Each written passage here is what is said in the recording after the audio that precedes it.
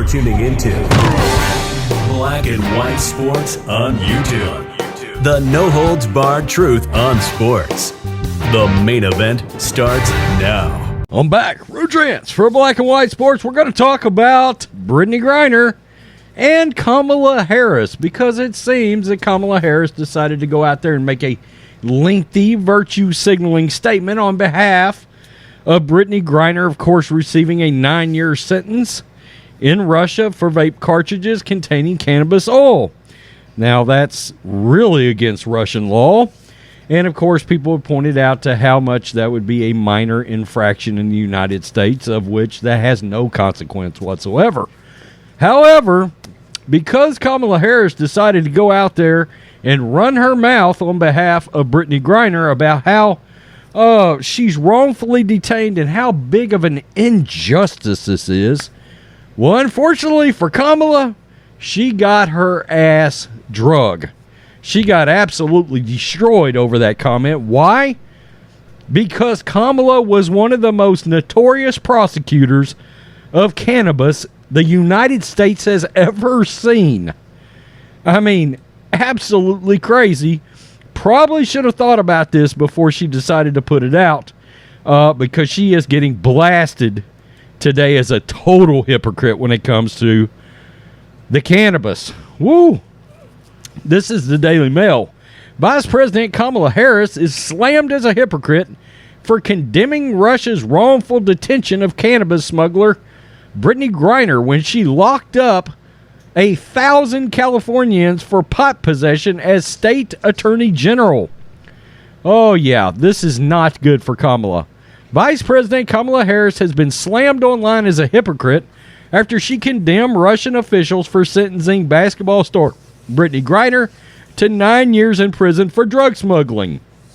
The WNBA star was found guilty on Thursday by a judge who rejected her claim that she accidentally brought the marijuana pen vape cartridge into the country. Prosecutors had asked that she be jailed for 9.5 years, 6 months less than the maximum sentence of 10 years in prison. Her attorneys say that they have 10 days to appeal the verdict in sentencing, and that the typical sentencing handed down for such a crime is 6 years. That's still a while.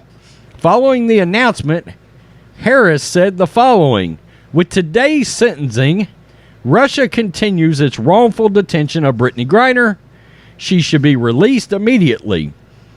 Biden and I and our entire administration are working every day to reunite Brittney as well as Paul Whelan with loved ones who miss each of them dearly. Well, okay.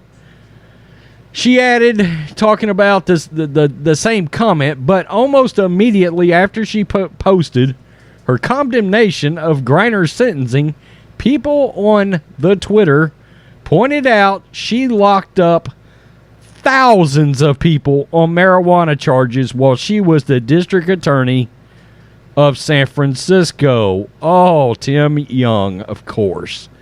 Here you go, Tim.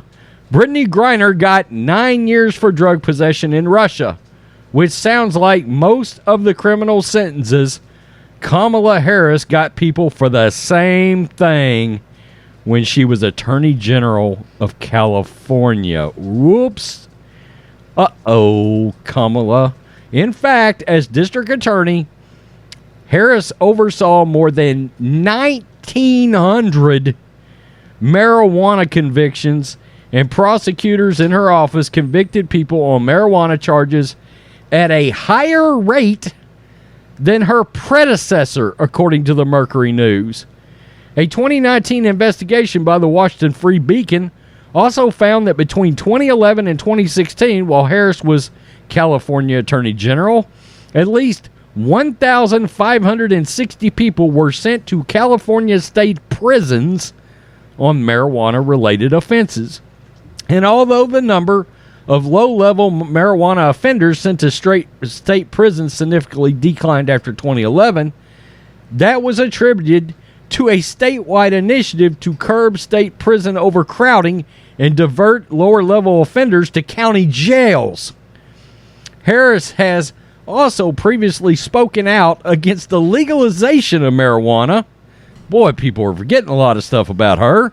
Actively fighting a ballot measure for recreational marijuana use in 2010 when she co-authored the opposition argument in a voter's guide.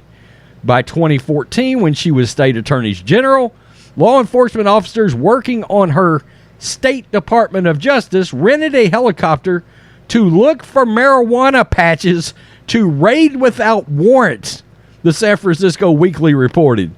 They were using the, quote, open fields doctrine,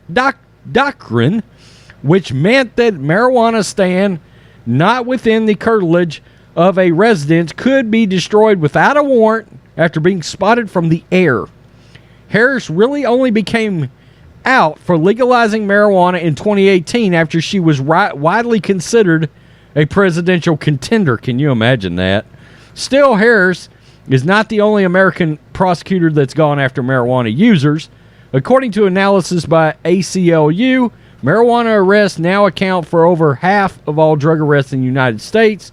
8.2 million marijuana busts between 2001 and 2010, 88% for simply having marijuana. Similarly, Griner was arrested at the airport in Moscow in February and has been incarcerated ever since, despite failed attempts from the White House to negotiate her release. And there is a lot of pictures of her, like, in court.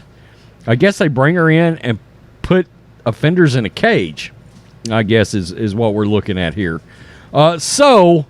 Yeah, Kamala got called out basically immediately for her tough stance on cannabis after she decided to go out there like the rest of the politicians, again, not helping Griner's case in the eyes of Russia, which is what matters right now. Let's be real. Russia is the ones that control Brittney Griner's fate, not Joe Biden, not Kamala Harris, not Sheila Jackson Lee, or any of the other politicians that are out there pining for Brittney Griner's release. In fact, those statements don't help her whatsoever after Russia told them to basically shut your trap. The WNBA and NBA also ran their mouth yesterday.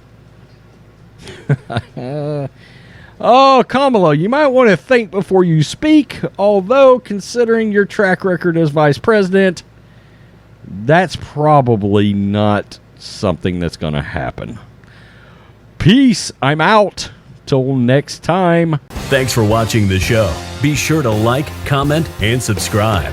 Be sure to tune in next time on Black and White Sports.